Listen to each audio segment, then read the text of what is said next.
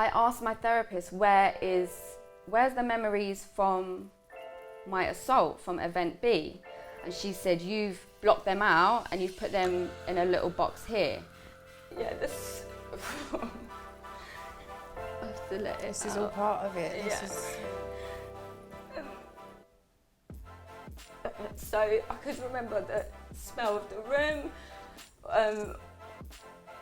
you know, the pain that I was in and everything, and it was hard. It was really hard because it felt like it was happening again, like, because it was so, is the word vivid, like, and it's so clear. As soon as I got there, I come off sleeping pills, and that really, really helped. It was tough at first. I did it, probably took me a good couple weeks to adjust, obviously with the jet lag as well. But when I did, I noticed I had more energy, and then I'd be reading more, and that was when I come off sleeping pills. It was actually when I had the energy and headspace to report the man from event A, because I couldn't do it before, because I was like, I don't want to talk about it, I don't want, you know, backlash, is that what you would call it? Like, I just don't have the energy. Whereas now I'd be like, right, come on then, like, if you're gonna say anything, because you know, it's my word against his. And when I did report him, I did say, you know, I know it wasn't rape, so I know you're not gonna arrest him or whatever, but it's just good to have his name on record, because you don't know if he's done this previously. To other girls. Yeah, or, you know, I hope it doesn't happen, but if he'd done it to some, you know, took it further with another girl, then at least they'll be like, oh, we've heard his name before, and then contact me, and I'll be like, yep, let me tell you all about it. Because I watched this documentary on Netflix called Brave Miss World, and yeah, it was awful. She went through similar, and she went around the world speaking to girls, speaking to victims and survivors, and one of the women reported him, but he got away with it. And it's like, if you got him when you did, he wouldn't have been able to attack these other girls. So it makes you look at it in a different light. Like, if it can help someone else, then I'm ready to do that, and I'm strong enough to do it. And it's not nice having to talk about it again and stuff, but if it's going to help someone else, then it's worth it. Because I don't like really talking about it too much now, because it can be a trigger for a nightmare and stuff. But if it's going to help someone, then it's worth it to me. So yeah, went to Philippines, felt much better, got my strength back, came back and just hit the ground running, went back to work, went back to teaching, because that's one of the things with PTSD, like my memory and my concentration were nowhere to be seen. Like, I couldn't remember anything, couldn't concentrate on anything, and I'm like, how am I going to teach again? And then it was like, it come back, and I think coming off sleeping pills, again, that helped a lot with that as well. You gained that little bit of fire in your soul again, a little, didn't you? It's yeah, so that was good. And then you're exercising and stuff more. Yeah. And your meditation, you picked that back up, which was a sign that actually I'm recovering a bit here. Yeah. And even now, because I've had some setbacks recently, if I do meditate, so before I do 10 minutes every day, now it's like 5 minutes. It's like, and yoga, you know, I'm very much into like Fight Club and running at the moment, because I've still got a lot of anger in me from the PTSD, so I need to like shake that off Get first. it all out. But I'm not beating myself up over it. Like, yeah, you used to meditate 10 minutes every day, but if you're doing 5 minutes here and there, that's better than nothing. And, you know, it's about listening to your body. What does your body need right now? And it's what we always say, baby steps. Baby as long as steps. you're doing one thing is better than doing nothing. Yeah. And there's nothing to say that you can't go back to that. Do you know what I mean? What? Like doing the 10 minutes each day. Yeah, or when I'm in a better it's just, headspace, I'm getting there. Definitely baby steps. And, you know, one of the books that I read when I was ill, because I found myself opening up to people who I knew had experienced similar, and I was like, how did you cope? And one of my friends said to read a book called A Piece of Cake by Cupcake Brown, and that was really hard to read. I mean, I didn't even have the energy to read it at first, it was just sitting on my bed. But one day I forced myself because I was like, it's going to help you. Yeah, if it helps her, it will help you. And I read it, and she was talking about her life and how it took her baby steps to get back on track. And her stuff, oh my gosh, she went through... It's traumatic. Yours was too. But that was, different heightened, level. Very, very heightened. Yeah, but it does help you, because it thinks, right, if she's gone through all this and, she's made it through... So can you. So can you, yeah. So that really helped. And your other thing was, anyone that knows you knows you're very organised. I think you realising that you don't have to have targets to meet by a specific date or time. Having a target, and it could be 3 years you got it achieved, and it could be 5 minutes. Yeah. Just not giving yourself that pressure.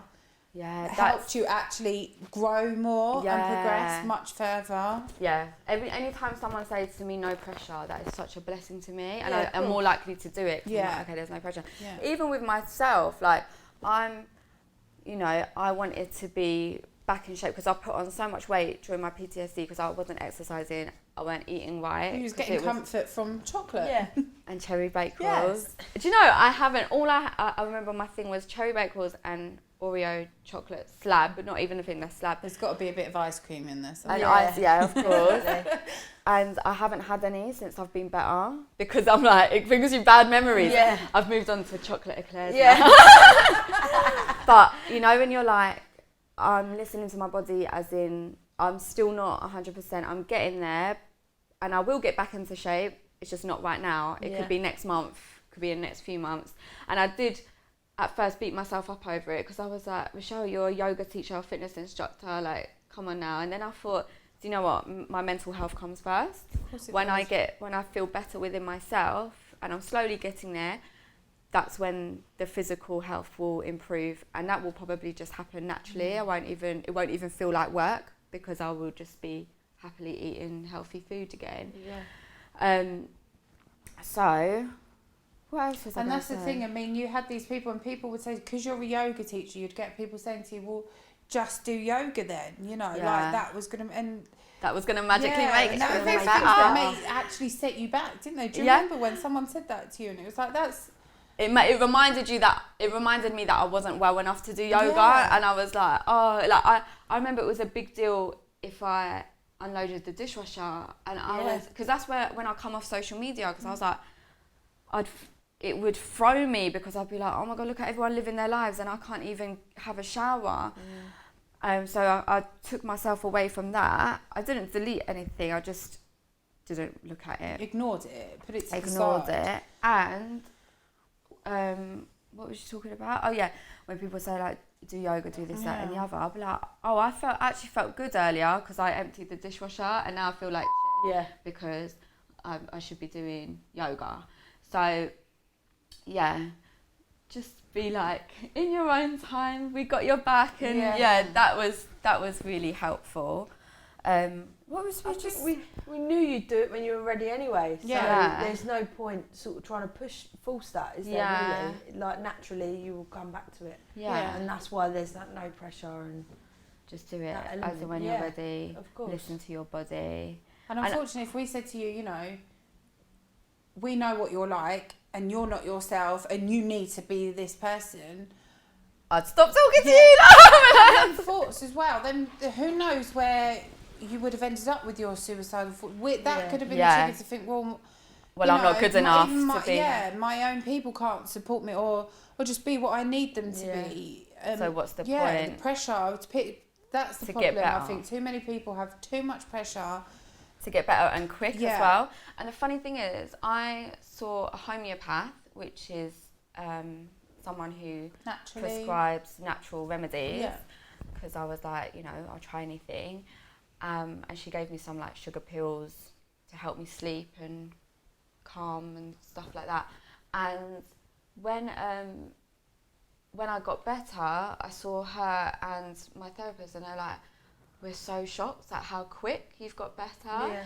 And at the time when I was going through it, those few months felt like a few years. I was like, oh my gosh. But then in hindsight, I was like, that was quick. And I was considering all the stuff, the demons I had to face.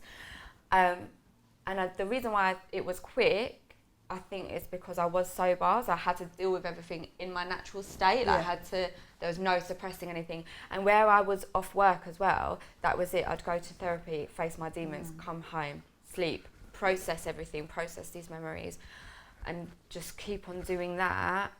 Whereas if you're at work, or if you're, still drinking, which that's what I was doing before, was straight up putting suppressing on a false pretense. You didn't have to do that because you didn't have to work. And I didn't have to socialise. Yeah. And so on. You could just be you. And Debbie Downer. And that goes back to the point you just said of sort of facing things. Demons. That is, facing your demons. Because unfortunately, that's a lot of people's problem. They don't. Like, that's... Yeah. They're too fast to judge. Be like, you should do this, that and the other. Had you... dealt with it at the time, event A, I would have may not have been as traumatic. Yeah, because I would have dealt with it when I should have. And I remember my auntie, who's a therapist, she said to me for years, you should do trauma therapy, you should do that in a nice way. And I was like, I think I'm all right, blah, blah, blah. And you're like, no, Michelle, you're not. Let me suppress this. Yeah. And it's like, and now I look back and I'm like, you didn't want to go to trauma therapy because you didn't want to talk about it. You didn't want to face it. Because it's hard. It was hard. This has been the hardest year of my life. Hopefully, and that's it now. But, having you guys and having people just show nothing but support and just being there without their opinions and stuff like that, that really helps get me through it. And obviously the EMDR, the natural remedies, I mean, I don't know if they worked, but, I tried everything and I'm sure they had some, influence. Mm-hmm.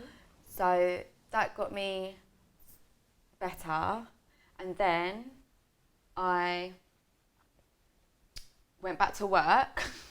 And I was so happy to be working again. I was like, oh, I'm back at my work. And this was my office job, just to help me get back on my feet.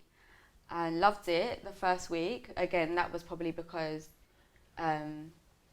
I was just happy to be back at work. And it's routine. And it's the thought of making money as well, even if there's no getting money. I know. Stability, that sort of thing.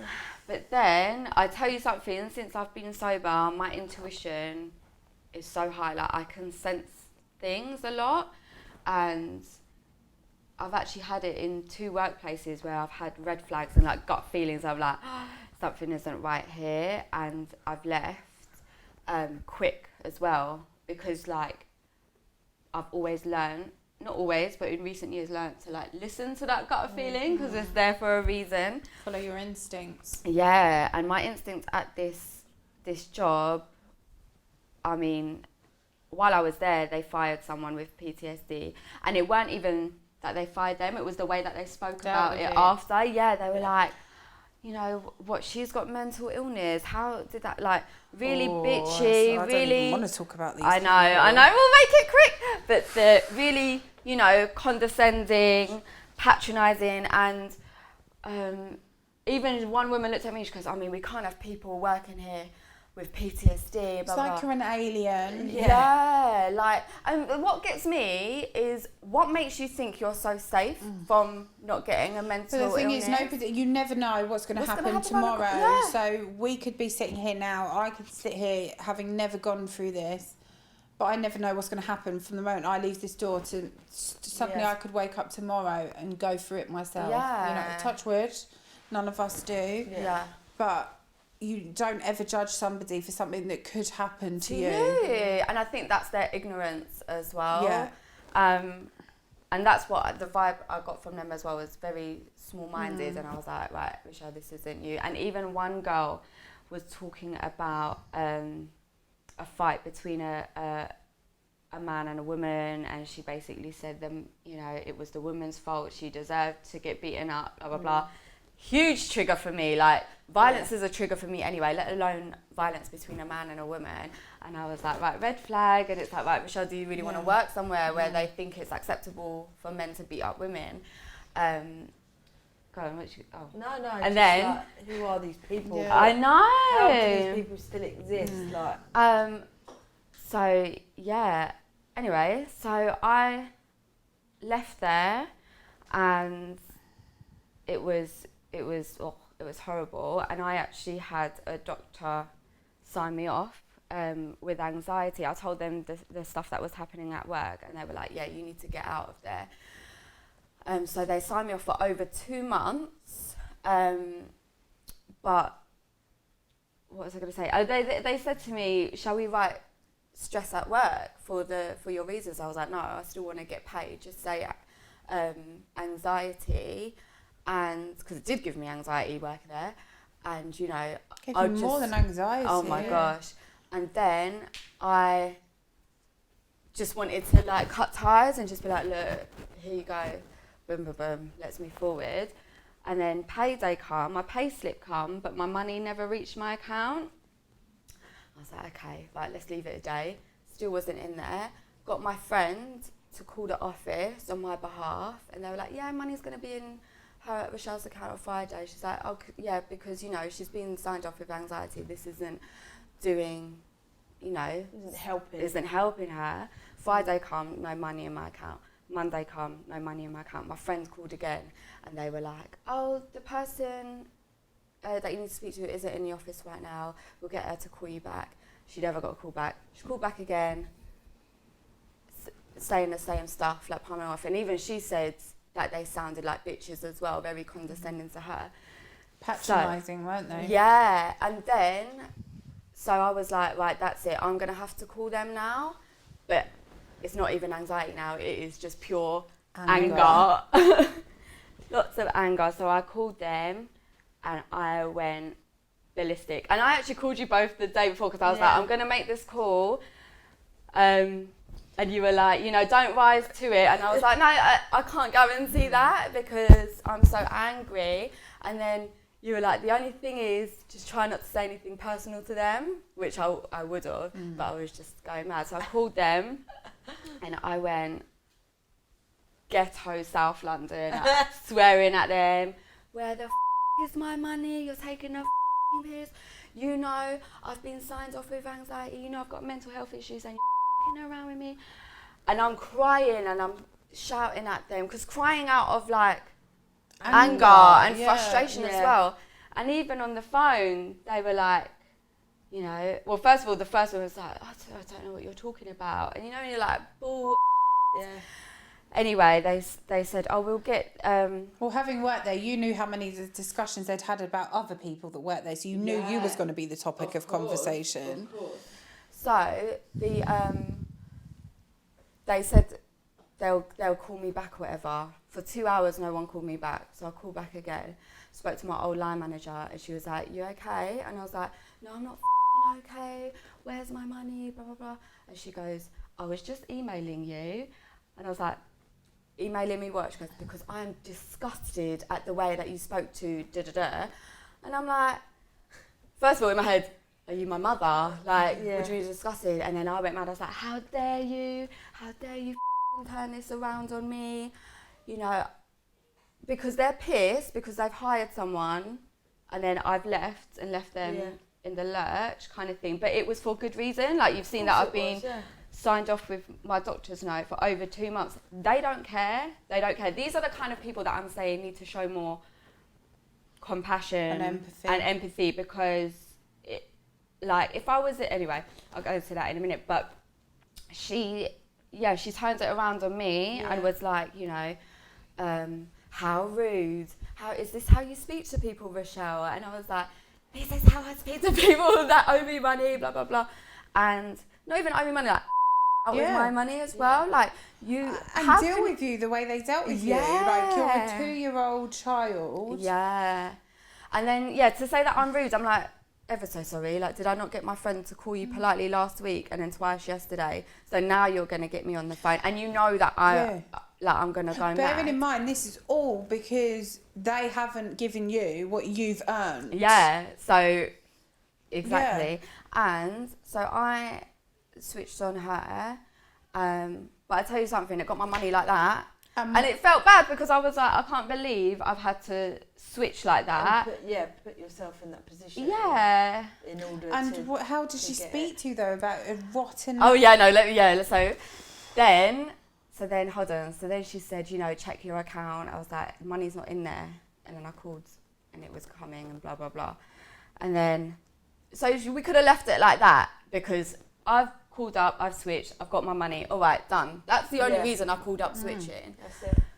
The owner of the company then calls me and says, Rochelle, don't you ever call the office again. And I was like, all right, because I've got my money, I don't need to call you. She goes, you, Rochelle, are a rotten apple. And I was like, you can talk. And she goes, yes, Rochelle, I can talk because remember, you're the one with mental health issues. And I was like, all right, bye. Because by that time I was so drained. But really, it's like, how can you speak to someone like that? Like, use their mental health issues against it. It doesn't surprise me because of how they went on anyway to that person when I was working there. But, to actually hear a phone call and hear the owner of the company, like, that's how you run your thing. And this is a company that works in childcare as well. And what's their motto? Oh, I can't say it because I don't even want to put their thing down. Fair enough. But yeah, their motto is far from what they're practicing. Yes. And it's scary because you're like, people like this exist in the world, and half of these women have got kids themselves, and you're going to be raising your kids to be like this. And could you imagine if I was still having suicidal thoughts? Yeah. Like, that would have sent me off the edge, and I wouldn't care. That could have been the one thing that triggered, and there could be somebody just like you that unfortunately doesn't have the system that you have, the support system around you that you do, and that woman and what she said could quite easily have made them go and follow through with those thoughts. Yeah, exactly. But they don't care because they're that small-minded and they're that ignorant. But you know what? You just gotta, like, we was going mad. Jaded was like, Good job I didn't have a car that time. Let's put it that way. But it's one of them ones where it's like, you just gotta leave it to karma, and it's funny because it's like, careful because what you do will come back to you. Of course. So I just gotta I think they'd have diagnosed me with mental health if I was actually able to do what I would like to. God. And that's the thing, it's like, I reckon it's one of those things where one day they'll suffer from something, or a loved one will, and they would have been like, this is how Rochelle was feeling, we shouldn't have messed her. That better. Yeah. But it was like they were purposely doing it. Antagonising, weren't they? Yeah, play with her. And it's like, call back. Yeah. And it's because of their incompetence of not paying somebody, it's turned around into you insulting that person and sending them right back to a place for a small period of time that they didn't need to be. Yeah. Unfortunately, it doesn't work like that, does it? What? Like, you can't just not pay people for a job they've done. And no, regardless of they've I'd got have mental... many staff if that was the case. Regardless whether people got mental health or not. Yeah. It doesn't make you any difference. Sitting here now, listen. One person has mental health. You could look at us. There's no looking at all of us to say which one has the mental health. It's purely because you've spoken about it. Yeah. But I'll tell you something. I've got PTSD and I'm still happier than them people there. Because for you to put someone down, you get a kick out of it. You feel better out of it. It's more about them than it does about you. Yeah, exactly. So good luck to them. Right, I was going to talk about drinking while I'm here. Oh yeah, because I said we're going to talk about addictions. So, again, where do we start? So I became depressed years ago and I started suffering from anxiety for the first time in my life. I went through a divorce that shot up my depression and anxiety even more, shot up my drinking even more because, it was such a confidence boost because I felt horrible, you know, that my marriage was falling apart. You felt a bit of a failure, didn't you? Yeah, because I never got married for it not to work out. Unfortunately, it didn't. I don't want to talk about it too much, but, you know, when it didn't, I failed my marriage, like, and I felt like a failure. Yeah. The vows you said you took very seriously. I meant it, So when it didn't work out, that, you know, it was heartbreaking. So what do? Drink, do drugs, suppresses the pain, keeps you going to work and stuff, and kind of helps with denial and, you know, not, again, another thing, not facing your demons and, you know. And that became your normal state of mind, was to feel just drinking or hungover. To not feel things became your normal state of mind. And that was normal to me, and I enjoyed it. Yeah. If I did feel in my natural state, I wouldn't like it because it was too much anxiety and it's too real. So it's like, right, have another glass of wine. So I'd done that, and then event B happens. So again, boom, boom, boom, drinking more and more. And, you know, even people, again, in hindsight, I look back, and even my ex-husband's friends, his boys would be like, I ain't never seen Rochelle drink or party this much. Like, not in a bad way, but they were like kind of in shock. And it's like, I didn't think anything of it at the time. I'm like, I'm just having fun. But now I'm looking back and I'm like, because you were just suppressing loads of stuff and that was your way of coping with it. And it got to a point where it was affecting my work. Just, you know, hardly coming into work and just not performing well because I'd be hungover, and affecting my relationships. I had a boyfriend at the time called Rodney. That's not his real name. That's his code name. That, and would constantly lie to him about how much I was drinking, me smoking and all that malarkey. And everything which was just slowly kind of... Bit of a downward spiral. Yeah, that's the word, thank you. Downward spiral. But not a lot of people knew to what extent I was drinking, or even knew the reasons behind it. It was always like, you know, Rochelle's the fun party girl. And that was me when I'm out. But then when you see me get home, and then I'm opening a bottle of wine and doing drugs and stuff by myself, you know, that's not healthy either. I mean, some people, I know some of my mates, they do it, but I know that they just want to carry on the party. And I used to be a bit like that as well. I remember you'd be like... It wasn't a coping mechanism for them. Yeah, whereas mine was a coping mechanism, because it was like, you don't have to think about things, you don't have to think about your heartaches and your adversities and stuff like that if you were drinking. So... it just kept on getting worse and worse, and I think 2016, it was just one thing after another. I actually tried to stop, I think, 4 times that year, because January I did, and I lasted, I think, 22 days, and I had a virgin mojito, but it wasn't a virgin mojito. I did it by accident, and then, was doing all that malarkey, and then it got to a point, I think, one of the things that stick out for me was when I threw up in my sleep, and I didn't know it, until the next day. I had leaves. Obviously I must have had a salad, and I had these leaves over my bed, and Rodney actually come to my house to surprise me, and I'm there like, he's like, what's all these leaves? And in my head I'm thinking, I threw up in my sleep and I didn't even realise it, and I'm there like, I don't know.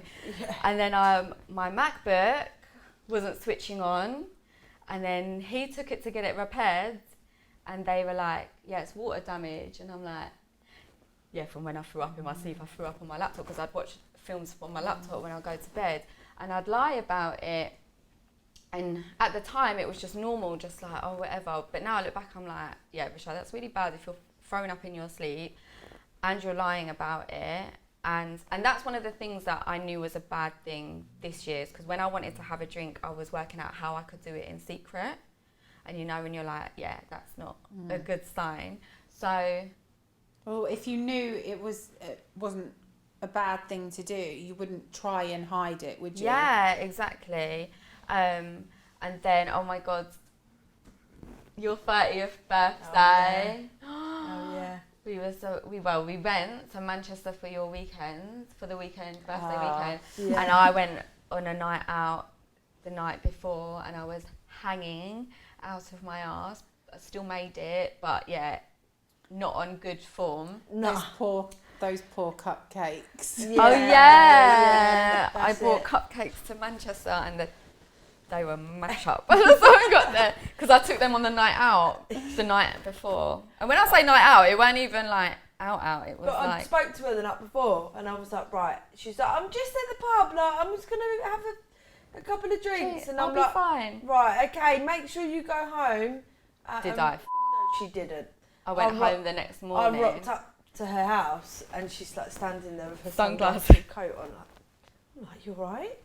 Yeah. I remember haven't her slept. sending me a picture and being like, poor Lara, look what I was like on the whole train journey. Yeah, I was sleeping. Trailed in the ball. Yeah. It's fine. Like at the time, it was like we'd all done it. We'd all gone out on a bender and. But I was doing it all the time. Yeah, that's the thing, and I actually slept through a friend's 30th I was about to say, to be birthday. fair, the fact that she even made it there was a big thing at that moment in time. I was pleased about. Yeah, do you know what I mean? Because there was every cloud. She didn't. Yeah, I know. And that again, that was a red flag. Like, all right, if it's affecting your friendships and it's disrespectful. But it's because I was addicted and I put it first. I was like, it comes first, and then. It got to a point where I was so hungover one day, I was like, I can't do this anymore. And usually you do it Monday morning, you're like, or Sunday morning, you're like, oh, I'm never drinking again. But this time it was different because I think I was just getting worse and worse and worse. And it was like, you hit rock bottom and you're like, what am I doing? And it was the goal was never to be sober. It was like, I need to rein it in. And I read a book called How to Control Alcohol by Alan Carr. And I read it and I haven't had a drink since. I tried to do other drugs and then I'd end up back on drinking, like, take a quarter of an ecstasy pill and just be like happy. But then what happens is if it runs out, then I'm like, I'm still chasing that night. And then it's like, no. And I tried to test myself to see if I could have one drink. That doesn't work either. Once I have one drink, it plants the seeds in my head, and then I'm like, I got a taste for it, and then I'm out, and then I'm like in bed for days, and it was affecting my health. Like I was just sick all the time. Relationships. Oh yeah, and have betrayal. To deal with betrayal. Don't beat around the bush, Joseph. Well, yes. Do get your heart broken, and oh my gosh, I have to say, never in a million years did I think I would say it, but I actually said to like my ex-husband, thank God I've got you, because that's one man like I trust implicitly. Even to this day, like I could never imagine him cheating or anything. Dodging bullets, I've like added it to my CV. When you go to an interview, they're like, what do you do in your spare time? I'm like, dodge bullets. Completed it, mate.